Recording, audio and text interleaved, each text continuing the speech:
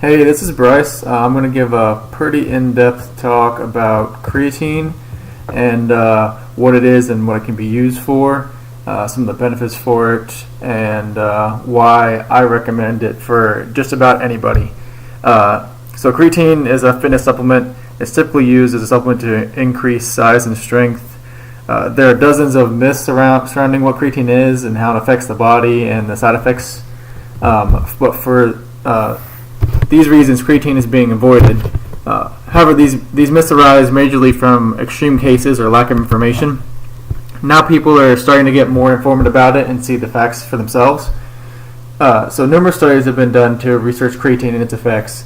The information is out there, it just needs to be shared. My main goal of the video is to support why I believe creatine is the best supplement and with the best value that almost everyone should be taking. So to get started, there are several forms of creatine that range from powder to pills. The most popular, cheapest, and most widely used type of creatine is creatine monohydrate, a powder form. It is consumed by mixing the powder with a beverage, it's usually water, and drinking the beverage soon after. Personally, I mix mine with post-workout protein because the research has shown that post-workout is the best time to take it. And I have a reference in my description box that shows that.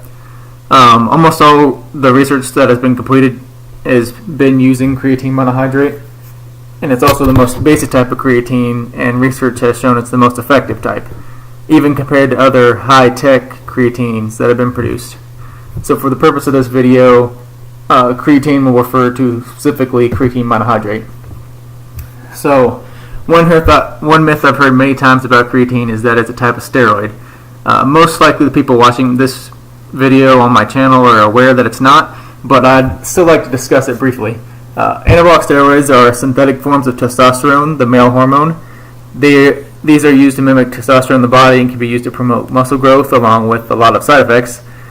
Too much testosterone in the body can cause well-known side effects such as being easily angered, baldness, decreased size of the testes, gynecomastia, which is developing man boobs, as well as increasing risk of heart and liver problems. However, creatine is not in any way related to steroids or testosterone. It's not even a hormone. Therefore, creatine should not have any of these side effects. Creatine is a naturally occurring amino acid that is constructed from arginine, glycine, and methionine in the liver and kidneys. The three amino acids combine into creatine and are stored mainly in the muscles, with the rest going to the heart, brain, and other organs. Creatine can be acquired from diet through meat. However, only about 1 gram of creatine is consumed on average per day. So this is the reason that athletes supplement creatine. So a quick background to the chemical side of how the body stores and uses energy is necessary to get a better understanding of how creatine is effective. So muscle contraction is fueled by adenine triphosphate, or ATP. ATP is the main source of most bodily processes. ATP is made up of an adenosine attached to a ribose sugar attached to 3 phosphate groups. The image shows the chemical structure of ATP, and you can see all the areas I'm talking about. The atoms themselves aren't as important for understanding creatine, so don't get too worried about the specifics of the picture. What you need to know is the last phosphate bond has copious amounts of energy in it, and when the bond is broken, that energy is released. ATP is an unstable molecule, and that's why it releases so much energy when the first phosphate bond is broken. By severing the bond with the last phosphate group, the energy is released and captured by the cell, in this case allowing the muscles to contract and relax. Adenine diphosphate, or ADP, is the byproduct of this reaction and not typically used to create more energy because it releases much less energy than the first phosphate group. So this is the main reason why creatine is useful as a supplement. It's beneficial in relation to ATP. In the body, creatine becomes phosphocreatine. The phosphocreatine donates its phosphate group to the ADP, creating more ATP. The image I have right here shows a little more detail on that. And the increased levels of ATP allow more anaerobic contraction to be performed in a given workout because ATP is depleted mainly in fast-twitch muscle fibers, which are type 2 muscle fibers. continuous utilization of creatine will eventually lead to increased muscle strength in those fast-twitch muscle fibers from increased usage. So this can lead to results like faster sprints or more weight lifted or any other strength and size. Another myth that is surrounding creatine is it's extremely harmful on your kidneys or liver. But creatine is constructed in these organs, and excessive amounts will not harm them unless the individual has a pre-existing condition. Creatine is commonly consumed in two phases: a loading phase, which lasts about 1 week, and then a maintenance phase. The maintenance phase, or the loading phase, is where you take 20 to 30 grams daily to initially saturate the muscles with creatine, and then the maintenance phase is where you take 2 to 5 grams daily to just maintain the storage you have. However, if athletes continue to consume a loading dose of creatine for long periods of time, side effects like dehydration and cramping have been reported. When looking at the usefulness of the loading phase, there doesn't seem to be any science backing it up.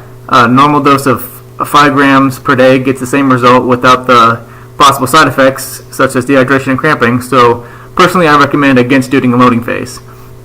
And I have a reference in the description box to support that. Another thing that I've been recommended is, I've heard that has been recommended is to cycle creatine to give your body time off from it and perhaps prevent problems or increase efficacy. There's no need to cycle creatine. I've never seen or read anything that gives support to that or any benefits to it. So one other effect that is really discussed because of how improbable it is an increased risk for certain types of cancers. I want to discuss this because there are places that mention it and people get caught up in the fear of cancer, and so I just wanted to talk about it so I wasn't avoiding it or anything. So the reason for this extreme side effect is that natural bacteria in the GI tract can create mutagens and carcinogens from creatine. However, these organisms typically appear in small amounts in the GI tract of healthy individuals and are easily to keep in check by the body. This is definitely not something to worry about unless your immune system is extremely depleted. And if it is that depleted, you're probably facing much worse things than creating creatine carcinogens. So all the side effects I discussed earlier result from improper dosage of creatine and inadequate overall nutrition. Creatine, when taken in correct dosages and combination with high water consumption and proper nutrition, appears to be safe with few or no side effects. It is fairly certain that supplementation of creatine is worth the risk of the side effects, but just like anything else in the world, further observation and analysis is needed and always beneficial. Now, it may sound like I'm done discussing the benefits of creatine, but creatine has also been observed to have several other benefits to the body beyond just building size and strength. One such experiment focused on the therapeutic value of creatine to assist in treating psychiatric disorders. Supplemental creatine was found to have, quote, the ability to alter brain energetics, promote neurogenesis, and improve brain function safely and effectively, end quote. In this particular experiment, creatine was found to increase the activity of nerve cells while stemming the growth of new nerve cell tissues and improving their brain function of psychiatric patients. In order for creatine's full potential to be discovered related to treatment of psychiatric disorders, there's going to need to be more experiments performed with closer attention paid to the dose of the creatine, the duration of the creatine was supplemented, the age, sex, size, and specific condition of the subjects, along with changes in brain chemistry and structure related to those mental and emotional dysfunctions. This will give a much more accurate representation of the potential of creatine as a treatment for psychiatric disorders. Another benefit not typically associated with creatine is a treatment for depression. Continuing creatine consumption for extended periods of time will consistently produce an effect in female rats, much like depression medication, fluoxetine, if you are aware of the generic name, which is Prozac for brand name. This was also seen in male rats, but not as consistently or profound as the female rats. You can take that how you will on mechanisms. But creatine has been found to have a pathway in the brain that can relate to these antidepressant qualities. However, this discovery is in the early stages of research, so the increased effectiveness of creatine for treating depression in females may also lead to finding a small connection between depression and female hormones like estrogen and progesterone. This also could lead to new or better antidepressants or better ways to utilize creatine. Creatine can now be open to future studies, such as a possible antidepressant or a way to reduce side effects of current antidepressants by reducing the dose needed, which would be another great potential benefit. To add another benefit of creatine to the brain, creatine has been found to improve cognition, especially in sleep-deprived and vegetarians. To give a basic idea why a sleep-deprived person has impaired cognition and therefore could benefit from extra ATP generated by creatine to fuel the brain. Vegetarians don't consume meat, which is the main source of creatine for most people, and so they wouldn't be able to have the same amount of brain energy available compared to some people that have a higher storage of creatine from either eating meat or supplementing. This is not to say that sleep-deprived people and vegetarians are dumb. They just don't have the same relative energy to fuel their brain's processes, so they can't go at full power. So one final benefit of creatine supplementation that I want to discuss, because I find it to be really interesting and unrelated to muscles or brains, is diabetes. Creatine was researched in a landmark study to look at its benefits to type 2 diabetics that were all on the same exercise program. So the study found that the diabetics that were supplemented with creatine had better glucose control after meals and a lower A1C percentage. The A1C percentage shows how the patient's glucose has been managed well over the last 3 months. So the mechanism of this benefit was found to be that the creatine supplementation improved the efficacy of a glucose transporter on cell surfaces, and you can see in this this image it's the GLUT4 transporter and how it works generally. This helped overcome the main problem of type 2 diabetics, that the cell has trouble extracting glucose. Even when considering non-diabetics, insulin sensitivity is beneficial, especially for athletes. So knowledge of creatine is being shared more widely by use of the internet. Here I am, contributing myself. However, not all sources on the internet are backed up by research facts.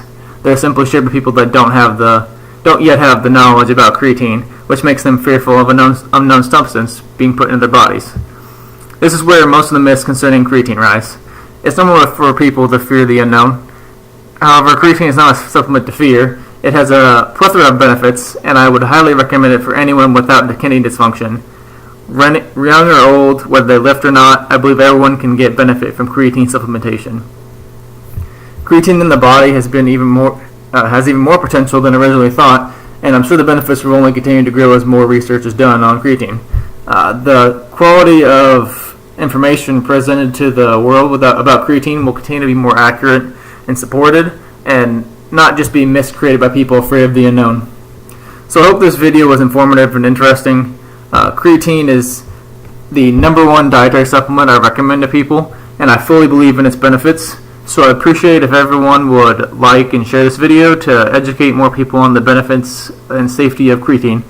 And check out the references in the description box to see all the research that supports everything I've said here. Thanks.